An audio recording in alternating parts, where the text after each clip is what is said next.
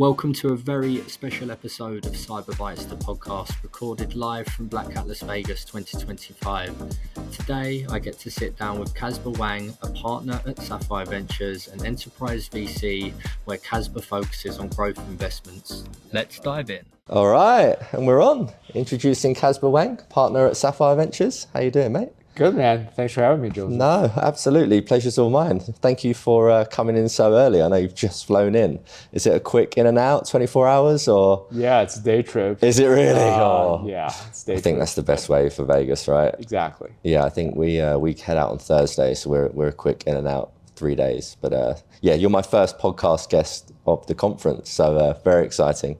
I'm excited. Yeah, man. So I know you're no stranger to a pod as well, right? You've got your own and you do a lot of interviews with Sapphire Ventures. Yeah. I wouldn't say I've got my own. I think it's, less recurring than I like to be. But yeah, certainly have interviewed a lot of CEOs in cyber and AI about certain topics, especially related to fundraising and whatnot. So Yeah, brilliant. So this should be a fun one. Great. Well, I'm pretty confident. So you emigrated to the US, right? From China, is that right? I did, Yeah. Can we talk a little bit about your journey and how you got into the industry? Yeah, of course. So my first stop in the US was actually Berkeley, so UC Berkeley.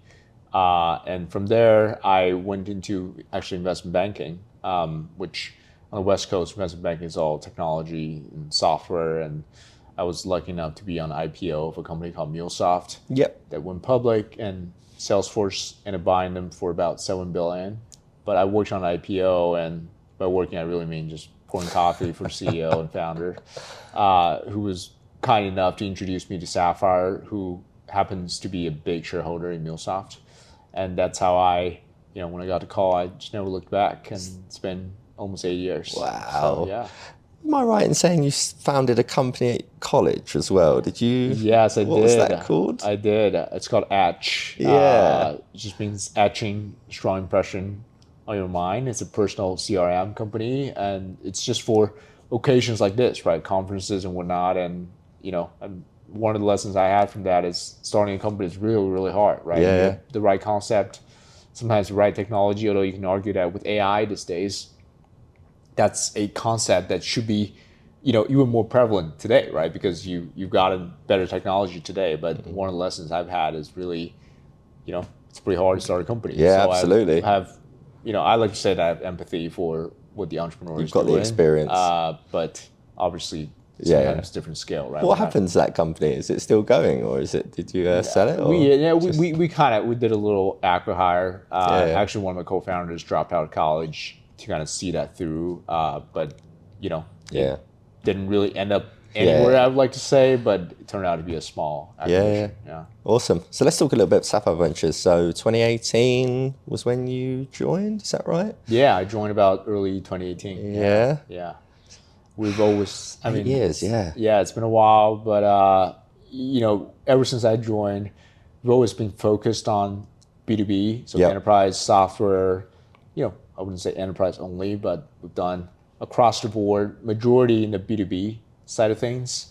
And there are two major swim lanes at the firm, right? So there's application, which is user-facing, sales and marketing, customer success and whatnot. And then there's the infrastructure side of things. So the three main buckets I focus mainly on infrastructure. It's cyber, data, dev tools, and these days you can't really avoid talking about AI. From a stage perspective, we manage about $11 billion, investing out of the latest, $1.75 billion fund. So I kind of focus on the growth stage, right? Like I'm sure you've had great guests that's coming on that's on the seed, Series A, early stage, and I tend to say my job's a little easier to stay here and wait for those companies to mature. There are different pros and cons to each job, but I tend to be at the more growth stage of things. Do you remember your first investment? Sorry, what's that? Your first investment. Oh, my first one. Yeah, what was that? My first one as a partner. Since I made partner, it was actually in a company called Weights and Biases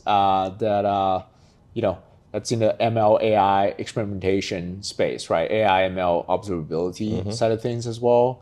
The company ended up getting acquired by CoreWeave, which is pretty hot IPO this year, right? Now the market cap, I think, is like 50 something billion. Wow. So it's, within CoreView, it's about probably 7-8% of that value. And it's still kicking. And, one of the interesting things is they've got the best customers in the AI ML, right? I like to say OpenAI, Anthropic, Google, NVIDIA, Apple, everybody who's doing AI ML in a serious way, right? Yeah. It runs on weights and biases. So that's one of the things that really attracted me to the investment. Did you have Auth0 as well? Was that one of yours? Yes, back in the day. Auth0. Yeah, back in the day, I was, really credit to my partner today, Anders, who led the investment. But I was a board observer on the board of Auth0 and had a great run with Eugenio and the crew there. Yeah, I love that. Tell us a little bit more about the investment thesis over at Sapphire Ventures then. So you've obviously got the swim lanes you mentioned. Yeah. Look, one of the things about B2B, right, even though it sounds like it's specialized, it's such a broad sector. There's so many different theses behind it, so many different tailwinds behind things. I guess I would just pick a couple that I tend to spend more time on. One of them is just, in cybersecurity, like one of my philosophy, and I don't even know if you want to call this thesis, right, is the more things change, the more things stay the same, and just what I would call going back to the bread and butter, right, which is, with the age of AI, you would think, hey, here's like 25 new things, but you still need to secure, right, your crown jewel in your real estate. You still need to do data security, right, which is what led to my investment in a company called Sierra that we can talk about. You still need to do identity, right, like the Auth0, the jump clouds of the world. Still very important, right? And so when you think about AI security, a lot of it's hygiene related, and a lot of it's the bread and butter of things that you can't really take out of the equation. Now there's net new stuff on top of it we can talk about, but 95% of technologies in cyber is those bread and butter stuff, right? And broadly in AI ML, I would say everybody talks about agents. Everybody talks about sort of your coworker, relatively speaking, within a workspace, a virtual coworker type of concept that does coding, customer success, sales and marketing, different use cases. For me, I think about, what does it mean, right, from an infrastructure standpoint to the enterprise. So those are probably the two theses I want to highlight on, just extremely broad. As well. So the growth stage is also very different to the early. With I want to pick up on Sierra because I was listening to one of your interviews with Yotem, and what got you interested in those guys? Tell us a little bit more about them and how you got involved. Yeah, first of all, I would say like the people, right? And I think I'm not even kidding when I tell you this, but I really love New York as a city, and one of my selfish goals was to find a company in New York, right, where I can find excuses to be in New York more, to be honest. And so that's how I ended up meeting up with Yotam and Tamar in New York City whenever I'm in town. And as someone who was flying in across the country, I'm based in San Francisco, Menlo Park. People kind of take your time a little more seriously. It's easier to get a meeting. So over time, I just really got to know them. And to our point, earlier, right? Early stage definitely is very different than growth stage, but one constant that's very, very important across the board is the founder is still really important. One of the things that people don't realize or understand about growth stage investing is in order for a growth stage company to be great, you still need to reinvent yourself many times till you get to the eventual point, right? It wasn't like, hey, here's your hit growth stage and you can just run a playbook until you exit. That's not the case. You still need to continue to refine, evolve your product market fit a number of times, right, before you hit the grand slam. I think in this case, Yotam and Tamar, the founders of Sierra, they're just a very unique sort of duo tackling a problem. And then the second aspect I would emphasize is the fact that data security traditionally was relatively sleepier market. It's harder to explain to people what it is because everybody, right, the endpoint, you network, you do, everything else in cyber, you tend to say, I secure data as well. So what does it even mean to the buyer, right? So I think the category maturity also matters. Cyber played a role here, but, in cyber in general, I think like the news and events, the regulations, compliances, everything drove enough tailwinds to the sector so that, obviously with a really strong team, they're at the right place, right time, right, when the entire thing takes off. So that's probably the second factor. And thirdly and lastly, I would say, talk about AI, right? AI security. And it's such a broad topic. And, what I've learned on the frontier, again, my experience with Benson Bias's team, talking to the big labs, is that nobody really knows what they're doing, to be honest with you, right? Like everybody claims that, white collar jobs are going to be eliminated, right? Those are probably 30-40% confidence statement, right? So that's one topic on one extreme. But then when you really boil that down to a very specific tactical point like security, right? Nobody has ever secured AI before, right? You talk about the enterprise, what does it even mean, right? I don't want to go on my internal HR agent and find out about your salary information, right? Those are very important things that I don't want to happen. So it just means that a lot of AI security today is centered around data security. And that's also a pretty big tailwind around Cyera as well. About Huntress, I can see you've obviously got the badge on. Tell us a little bit about those guys, because you sit on the board there as well, right? Yeah. I it's probably a good reminder for Cyera to send me some good specs, but Noted. Huntress, I would say, again, it's going back to the co-founders, right? Kyle and Chris. And there's some similarity between Yotam and Tamar, right? Which is CEO, CTO dual. And, a lot of companies where, it's a really strong founder, single person founder with another founder that's slightly weaker or somebody who is working for them, right? In both Huntress and Cyera, the founders are very equal. And it's a really beautiful dynamic because you have a go-to-market oriented CEO who understands product, but you also have a CTO who understands go-to-market at the same time. And both of them could balance each other out. And it's a really important factor because, entrepreneurship is so hard, such a lonely journey. When you actually have two really strong leaders from a founder perspective in seat, a lot of the problems actually, could be addressed, right, in this way. And, it requires people to not have egos, right? Because otherwise, if you were to start a company, to actually import a founder and to say, hey, you're equal to me, it's just impossible to do, right? So you have to have background, have worked together many years before this,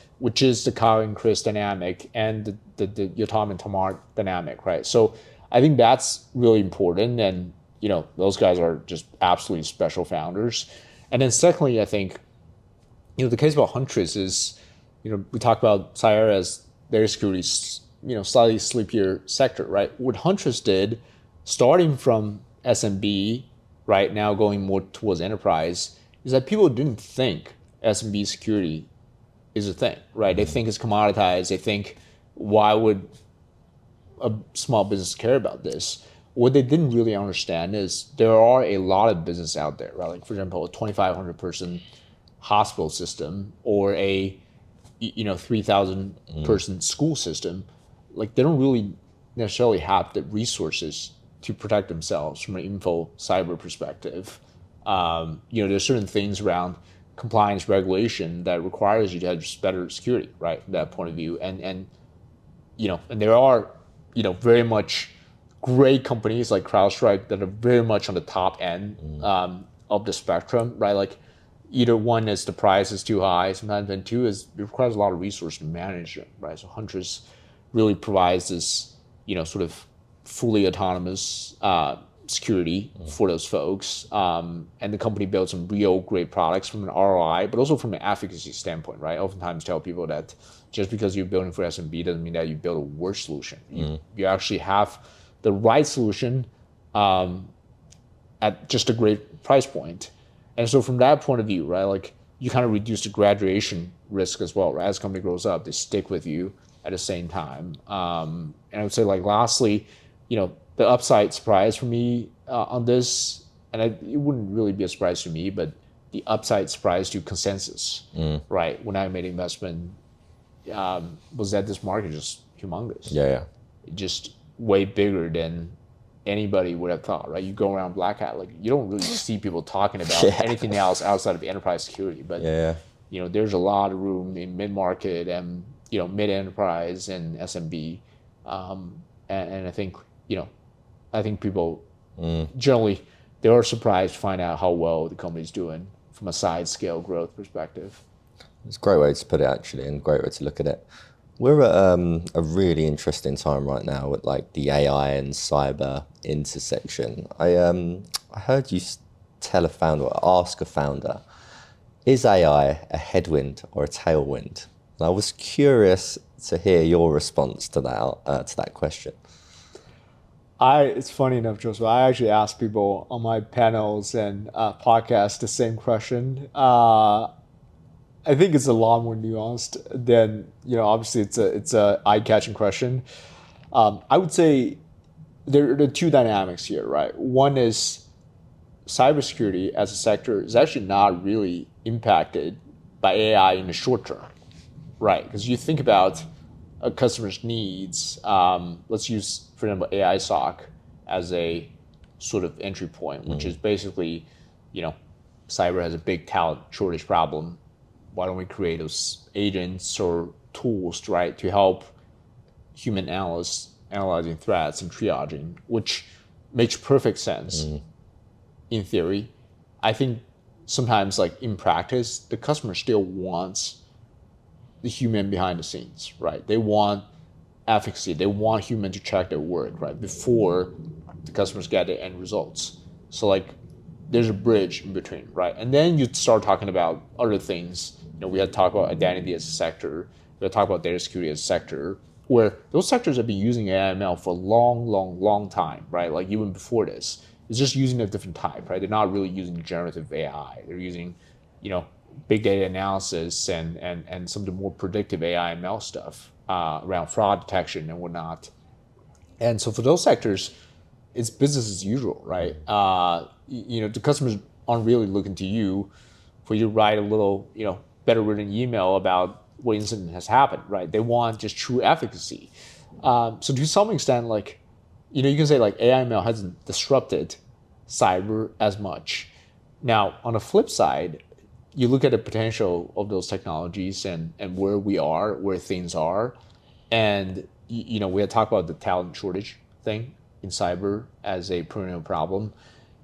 The pretty low signal to noise ratio as a pretty big problem, right? Those are really good, AI problem, right? Needle in a haystack, right? Find where that is. It's really hard for human, but it's a great problem for AI. So, again, I think we always underestimate where things are. You and I could pull our phone and start using ChatGPT, but what we didn't realize is, you look at like how much money has been spent on compute and how good those models will become over time. We could have a very different paradigm in cyber, right? So those are the short-term and long-term view. And to your point, again, not to give you a cop-out answer, but my best view on this is, hey, if the models get better and your company gets worse or not getting better, it probably means that you're a loser. But if the model gets better and your company gets better as a result, right? Both from an absolute basis, but also relative, right? Because we're in a competitive market. It doesn't mean, you have to be better than your opponent on the field. It just means that you're in a much better position to benefit from this. What space are you sort of interested in at the moment? You mentioned the SOC AI space. There's a lot of noise. I think I was reading an article yesterday on the plane here, and there was like 100 companies identified alone, and they could only do a bit of Francis Odom, I'll plug him, and they probably done a deep research into about 15 or 20 of the companies, and there's about 100 already. What space do you think, like, where are you sort of looking? AI pen testing seems to be coming up a lot. Where are you sort of sniffing around? Yeah, Francis is great, by the way. Like, I guess one meta level comment is, this is kind of where we are, right? Like, you think about where technology is, where we are from a cycle perspective. I think one of the complaints, even from my teammates, right, more junior folks who just started investing in cyber is, hey, it's so crowded, how do you even tell? And I'm like, it's not going to change at all, right? If anything, information is even more transparent. There's no asymmetry anymore, right? Like, it used to be a case where, there's no Google. You had to figure out, hey, what's actually how things work. And now we've got AI. You can just straight up ask them, right? Like, hey, give me, 25 things I should tell VC when I pitch them AI for SOC, right? So it's always going to be this crowded, right? If anything, it's going to get more crowded. Now, I would say, one, the way I think about it, is the way I prosecute problems is I really try to start from bottoms up in the sense of like, I think what would make sense, right? Like, I have a Rolodex of CISOs, I call them, and I really ask them, hey, do you think this is a vitamin or painkiller?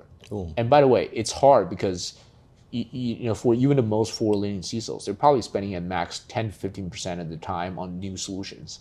85 to 90 are on firefighting and, the existing stack, right? Keep the train running. So they could have some perspective on the 5-10% of things, but they, the best people to change their minds all the time. So it's not about, I called them today and asked them, hey, is AI SOC a real space, right? It's about a continuous journey, right? Like, is it a real space in 3-4 years, right? Because I change my mind all the time too. I think like people be lying to you if they tell you that like they know, hey, this is definitely a winner in the space, right? Like there's just no way to tell from that point of view.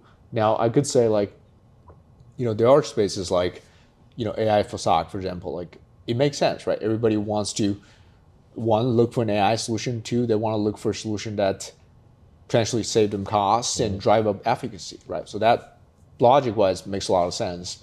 There are really interesting things at identity that should happen. Now, I don't know what the form factor is.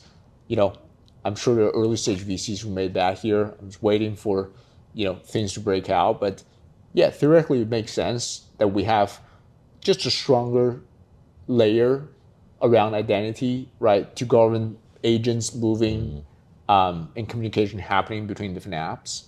And that makes sense to me. But, again, I'd be lying to you if I know like which one is. Yeah. I would have bet on them already, right, at this time. So I think it's almost a combination of a bottoms up, like, hey, what do I hear from the market and what data point I'm getting on a quarterly basis? And the tops down, like I'm just sitting on a couch and pontificate what the future looks like. Yeah. And so like when both come together, it's kind of a beautiful moment, right? But like everything else in startups, and especially in cyber where information is so transparent, right? Like I'm just thinking, not only I'm pursuing this, there are 25 other VCs at my stage pursuing this. The corp dev person at Palo Alto is looking at this. Like everybody's sort of looking at this. And so there's really an occasion, right, today where I'm like, oh, I know this company. It's a hidden secret that nobody knows about. And, it just doesn't happen this way. So I think it's just more of a combination of, some intuition about where the space is going and a lot of data points, right, from your industry checks to the actual data from the company to kind of help me, form that thesis across the board. So I have like basic, like 3 or 5 things on my mind, but Yeah.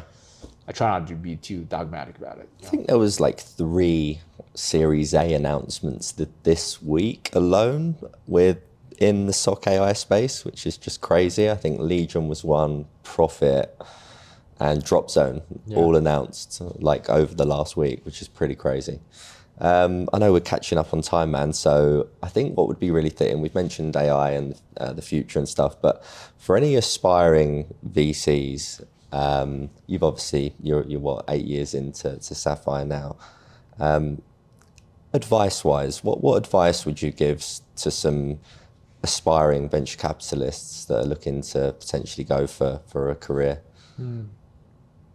Don't do it. That might be one of it, right? Like I think like, it seems like a glamorous job, but really a big part of it is selling. And, if you don't enjoy talking to other humans, it's probably not a good job, right? In some ways, like, venture, you have to solve the access problem and the judgment side, right? The judgment side is underwriting, diligence, doing all the work, but access is also important, right? Like you could be the greatest investor on earth, but if you can't convince a founder why they should take your money over somebody else's money, in many cases over many people's money, like you're just not going to have success in this industry, right? So I think understanding that is important. And the broader point I would just make is you got to play your own game to some extent, right? Like, realize what you are good at, right? From a whether developmental perspective, whether it's from a DNA perspective, what you are actually